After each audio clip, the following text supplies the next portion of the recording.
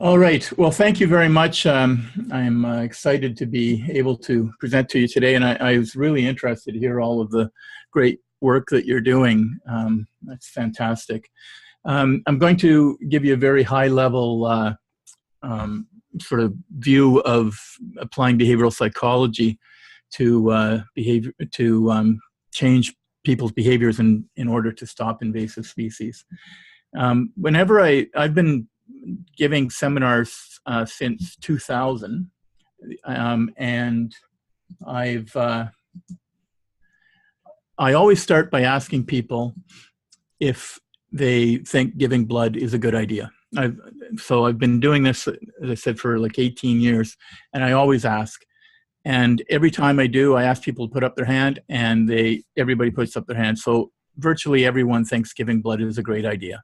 And then I ask people just to shout out, why do you think giving blood is a good idea? And everybody can quickly say, well, it's because it can save lives, it's the renewable resource. Everybody has that on top of mind, all of the benefits. And then I ask people that if they've given blood in the last 3 months, last 6 months, last year, and I go back to 5 years and ask them to have their hand up. And there's just a smattering of hands up. And that's because in the United States, only about 3% of people donate blood. In Canada, it's about the same, 3.5%. And in the UK, it's something like 4%. So it's very common that people have the right attitude, they have the right awareness about all of the benefits of giving blood. They just don't do it. Now, in fairness, I think the percentage of people that can give blood in the United States is about 40% of the population. It's about 50% in Canada. But nonetheless, there's a whole bunch of people that think it's a really good idea, know all the benefits, but just simply don't do it.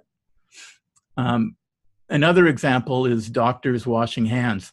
Doctors, nurses, other medical practitioners, they go to school like forever in order to learn about infectious diseases and other elements of medicine. And it's fair to say that they all have the attitude that it is very important, if you're going from one patient to another, that you wash your hands and observe the protocols of doing so. And they know all the reasons why. They know all about infectious diseases better than any of us would ever know.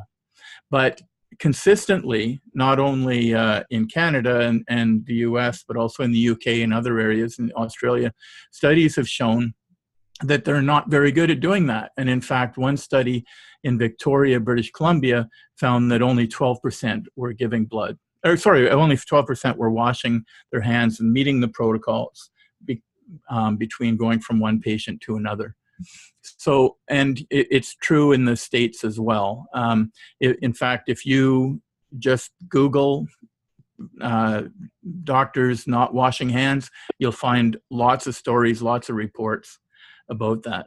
So the reason that this happens, I mean, it doesn't seem to make sense that if people have the right attitude and the right awareness, that they're going to not do the right behavior. But there is a gap between having the right attitude and awareness and adopting the associated behavior. And psychologists even have a name for the phenomenon. They call it the attitude behavior gap. So knowing that, we know that you just can't convince people that something is a good idea and expect the behavior will follow. I do a lot of work on different issues, like in waste management. You can't just convince somebody that recycling is a good idea and expect that the behavior will follow. And this is something that just for the rest of my presentation, I have to ask you to accept that this attitude behavior gap exists, and it's something that we have to deal with. So, and I also want to point out that I'm not saying that the tools that I'm going to talk about, the behavioral psychology tools, are something that should be done instead of traditional communications, where you tell people what the benefits are and bring up their awareness. You still have to do that. You can imagine trying to get somebody to donate blood if they don't know the benefits. You just say, well, would you come in here and I'm going to stick a needle in your arm and draw a pint out. If they don't know the benefits, they're not going to do it. So you still have to provide, work on that attitude and the awareness, but you also have to work separately on behavior. And I'm going to talk to you about that. I've been working with the Invasive Species Council for about 7 years as a consultant on different programs. And 7 years ago, the ISCBC approached me and they said, look, we've heard about this behavior change stuff. We'd like to try it.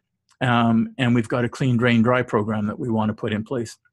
And so I worked with them, and our program was quite large, spanned the whole province. And it was so successful that the Invasive Species Council decided that they would just turn all of their communications over to a behavior change approach. And I've been working with them since. We've worked on a Don't Let It Loose program on responsible pet ownership. We have a horticulture program, choosing non-invasives for gardens. We had the Clean Drain Dry program that we ran in 2012. And we're now in the planning stages for a Play Clean Go project and a firewood project. In fact, we're just in the next couple of days, I'm working on it now, is we're going to launch a national survey to get people's attitudes and awareness and find out more about what they're doing on firewood. And we'll be sneaking in some questions on Play Clean Go and Clean Drain Dry as well. So for this, the rest of this presentation, I'm going to use the example of the Clean Drain Dry program because it's just for consistency's sake, but these are the same techniques that we use in all of the programs. So there's, as I said, this is going to be a high-level approach and going to be pretty quick. I want to leave some time for questions. But here are some of the elements of behavior change that are core to the approach. And the first is research and identifying and removing barriers, and also establishing a baseline for measurement on progress, promoting the behaviors that you want people to do, securing commitments from people to do them, providing reminders, and developing a culture or social norm of adopting that behavior. So I'll go through each one. And the first one, of course, is research. Now, I'm not going to go into research methods because that could take a long time. My message on research is that typically what we do are literature reviews, surveys, focus groups, and observation. You know, for Clean Drain Dry, we put a bunch of students out one summer on at landings, and we got them just to sit there and quietly watch and observe and take notes about what people were doing as far as launching and bringing their boat in. And then we ran a program, and then we observed again to see how well it worked. I'll just say to you that this can be expensive, but if you don't have the money to do all of this stuff, and most people don't, I've only ever run across one group that had that much money, but you do what you can with the budget available. And don't make the mistake of assuming that you know, because you people are all experts in what you do, but the people that you want to reach out to aren't experts, and they may wildly think something completely different. In fact, just as an example, my daughter was sitting beside a woman in at a medical center a couple of weeks ago, and the woman was telling her that she had just had she was waiting for the results of her allergy test to see if she was allergic to eggs, and she was concerned that they had only tested one thing, and she wasn't sure if she was going to know if she was allergic to scrambled eggs or boiled eggs or fried eggs or what, because she thought she was only allergic to scrambled eggs. So you don't know what's going on in people's minds, and you don't know until you ask them. So don't make the assumptions. I've been doing this work for a long, long time, and I haven't worked on a single project yet where I haven't learned something new but through the research. When we do that research, the most important thing is to determine what the barriers are for people to adopting the behaviors that we want. If we want them to brush their boots off at trailheads before they go in onto the trail, and when they come out, then we want to know why they might not do it. Perhaps there's no boot brush there, or they don't have one with them. You have to find out what those barriers are, and then you have to remove them. We also want to look at benefits too, because if we can find out why those people who do brush their boots are doing it, then we can encourage that behavior in others by suggesting that those benefits may be important to them as well. But the most important thing to do, the most effective thing, is to remove those barriers. If you're trying to push a fridge up a hill, that's very, very difficult. So what you want to do is remove the barriers. If you can flatten out the approach so that it's much easier for people, then they're much more likely to do it, and the easier the better. So before you get into doing anything else, find out what the barriers are and do what you can to remove those barriers. So as an example with clean, drain, and dry, now this picture isn't from BC. I don't have as good a picture from BC, but this is from a project we did in Ontario. And I know it's difficult to have wash stations everywhere, but in this case, we had a portable wash station that we sprayed all of the boats and worked with the boaters in order to teach them about cleaning, draining, and drying, and having the equipment right there. So if you make it easy, it's much more likely that people are going to do it. Sorry about that. I thought I had one more slide. So if you get that, you can then go on to trying to promote the behaviors and getting commitments and the other things that I'm talking about. But first of all, just make sure it's very easy. So the next thing is you want to promote those behaviors. Now, promoting the behaviors is often very similar to what you already may be doing. May include brochures and communications, telling people exactly what it is that they should be doing when they clean, drain, and dry. If you just say to somebody, you got to clean, drain, and dry your boat, that doesn't tell them anything about draining bilges and cleaning, vegetation off the motor and the trailer and that sort of thing. So you have to tell them exactly what the behaviors are that you want them to do. If you convince them it's important to stop invasive species, they're not going to be able to do anything unless they know exactly what they're supposed to do. So you want to promote the behaviors, and you want to be very clear on what they are to do, and I'll show you a bit more about that in a second. So, but when we then want to get into commitments, when people know what they're supposed to do, you want them to make a commitment to actually do it. And this is really important in behavioral psychology, because in behavioral psychology, they recognize that people want to be seen to be consistent with what they say. In our culture, if you say one thing but you do something else, that's looked upon very, very badly by people. So you've got to take advantage of the fact that people want to be consistent in their actions with what they say. The other thing about it is that if I change my self-perception, and I do if I say to somebody that I will clean, drain, and dry, or I will work to prevent the spread of invasive species, or in this case, aquatic invasive species, I change my own self-perception so that when I bring my boat out of the water, or before I put it in, I'm going to clean, drain, and dry because I am a person who cleans, drains, and dries their boat, because I take action to prevent the spread of AIS. So this is a really important part of the whole commitment strategy portion of community-based social marketing and behavior change, is getting somebody to make a commitment, and that helps change them into a person that does that kind of work. And now these two guys here in this picture are the same two guys that were on that boat. And I think, that fellow there is signing a written commitment that they're going to do that. And I think if you took a look at those two guys, you wouldn't really expect that perhaps they would be, that they'd jump at the chance to commit to clean, draining, and drying their boat, but they've just seen the presentation, or just seen how to do it, and there they are committing making that commitment. So, you know, maybe they won't, but I can tell you that through a lot of research, behavioral psychology research, is that there is a much, much greater chance that they will, because they've made the commitments, than if they had not been asked to make the commitments. If they had just been allowed to drive away after cleaning their boat, they're much less likely to start adopting it as a behavior that they always do, if they haven't also done a commitment.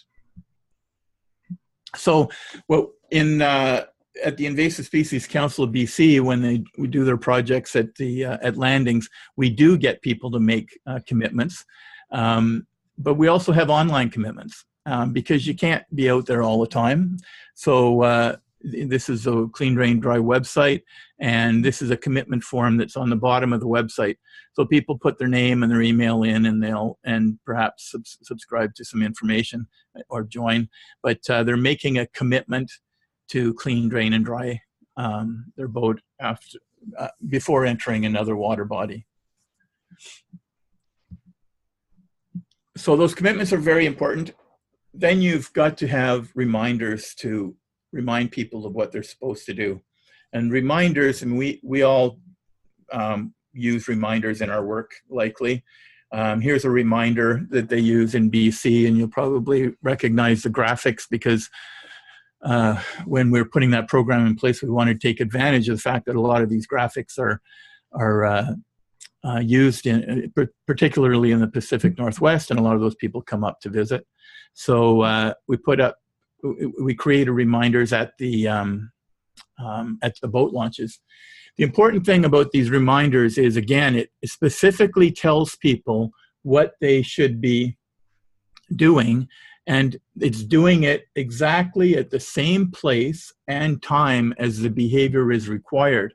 So they don't have to think back and go, oh, what did I read on that website that time? Or, oh, that brochure I had at home, it told me what I'm supposed to do. You want to have that information right there when the person is making the decision. Again, that's reducing some of the barriers. But other reminders that we've used, besides the signage, is, we give floating keychains out to people for their boats.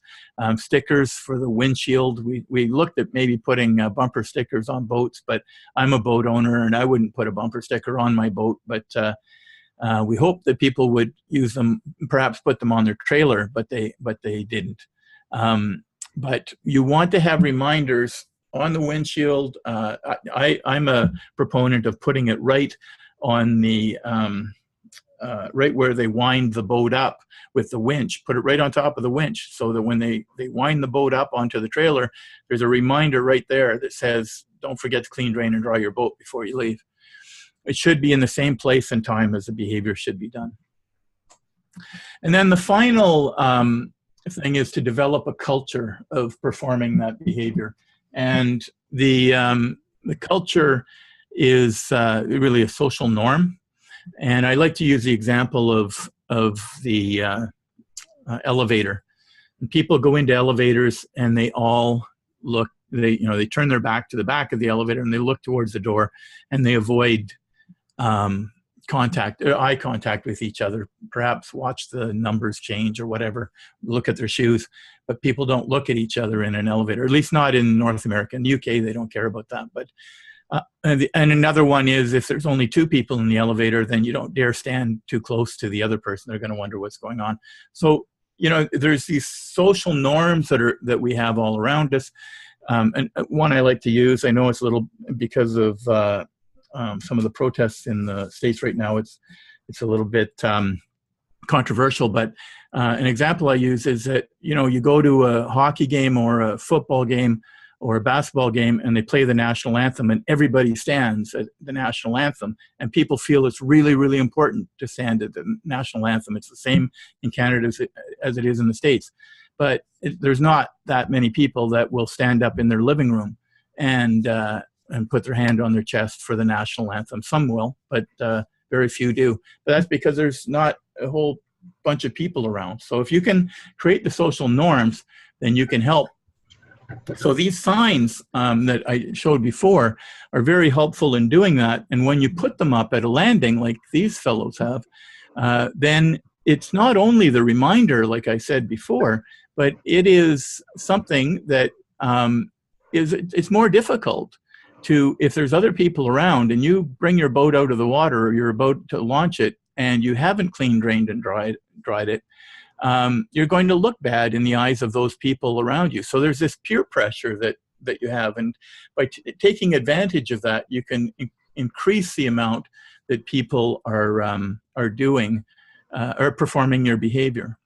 So those elements work very well. Now, Carrie will remember me talking about this at a recent conference, but sometimes you think that, yeah, this might not work for my behavior, though. This is going to be pretty difficult.